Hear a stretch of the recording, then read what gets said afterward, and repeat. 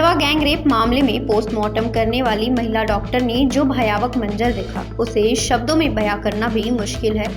डॉक्टरों के अनुसार पोस्टमार्टम के लिए लाई गई 45 वर्षीय महिला की आंत और बच्चेदानी उसके प्राइवेट पार्ट से बाहर निकली हुई थी। गांव वालों ने जो दूसरी साड़ी ऊपर से लपेटी थी वह भी खून से पूरी तरह लथपथ थी। डॉक्टरों ने कहा कि उन्होंने जो कुछ भी देखा वह कभी भुलाया नहीं जा सकता। यह मामला 24 मई को खंडवा जिले के खालवा थाना क्षेत्र के एक गांव से सामने आया था, जहां एक 45 वर्षीय महिला अपने पड़ोस के घर में बेहोशी की हालत में मिली थी। उसे अत्यधिक रक्तस्राव हो रहा था। उसके गुप्तांग से बच्चेदानी बाहर निकली हुई थी। महिला ने अपने बेटे और बहू के सामने ही दम तोड़ दिया था। मरने से पहले उसने अपने परिवार वालों को बताया था कि पड़ोस में रहने वाले 2 युवकों ने उसके साथ दुष्कर्म किया था। रविवार को 4 डॉक्टर के एक पैनल ने महिला के शव का पोस्टमार्टम किया। इस पैनल में शामिल 2 महिला डॉक्टर उस महिला के साथ हुई बर्बरता की भयावह कहानी सुनाती हैं। एक महिला डॉक्टर ने बताया, हमारे पास महिला का शव रविवार दोपहर को आया था। कागजी कार्रवाई पूरी करने के बाद लगभग 12 बजे हमने पोस्टमार्टम के लिए शरीर को देखा। महिला के मुंह से एक प्रकार का तरल पदार्थ निकल रहा था और उसकी आंत प्राइवेट पार्ट से बाहर आ गई थी। उन्होंने आगे बताया, हमने उसका स्कल यानी कि खोपड़ी खोला और देखा कि उसके सिर पर भी एक चोट का निशान था, जिसे हम हेमाटोमा कहते हैं, यानी शरीर के किसी हिस्से में अंदरूनी चोट लगने से खून का जम जाना।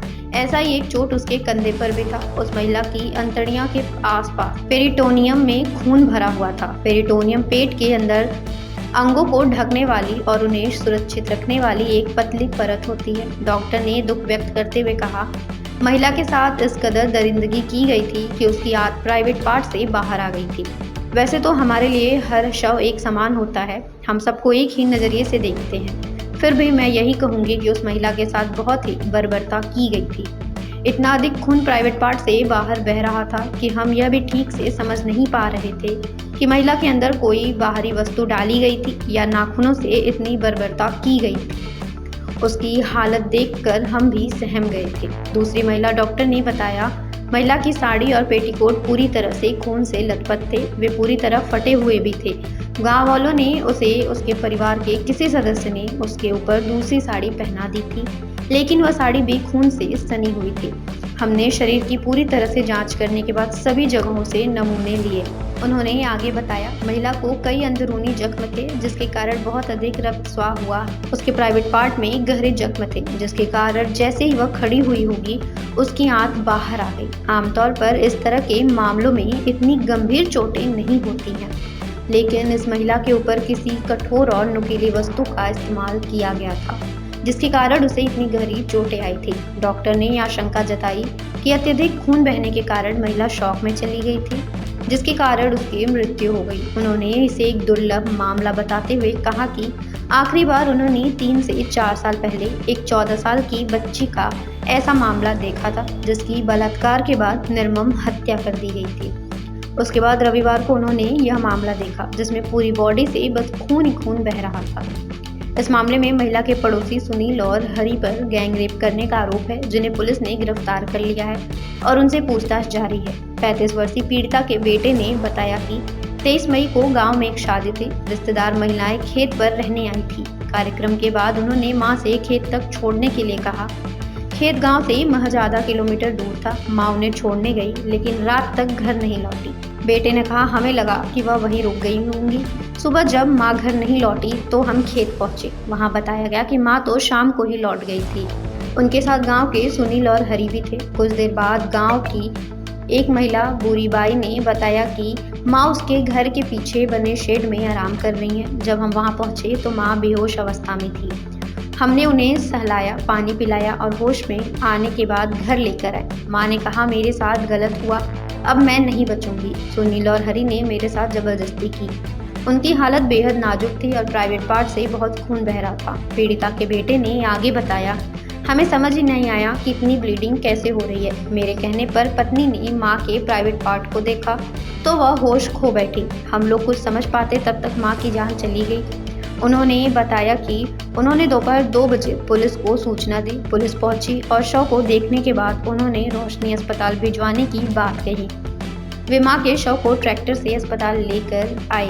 पीड़िता के बेटे ने यह भी बताया कि उनके परिवार में 2 भाई और 1 बहन है। वह उसकी पत्नी और माता पिता साथ रहता है, जबकि छोटा भाई और बहन गोवा में मजदूरी करते हैं। उन्होंने बताया कि 15 दिन पहले ही भाई बहन गांव आए थे और वे अपने साथ मजदूरी के 20,000 रुपये लाए थे, जो उन्होंने मां को दे दिए। दरिंदों ने वह पैसे भी लूट लिया। रोशनी पुलिस चौकी प्रभारी सूसा परते के अनुसार दोनों आरोपी महिला के परिचित हैं।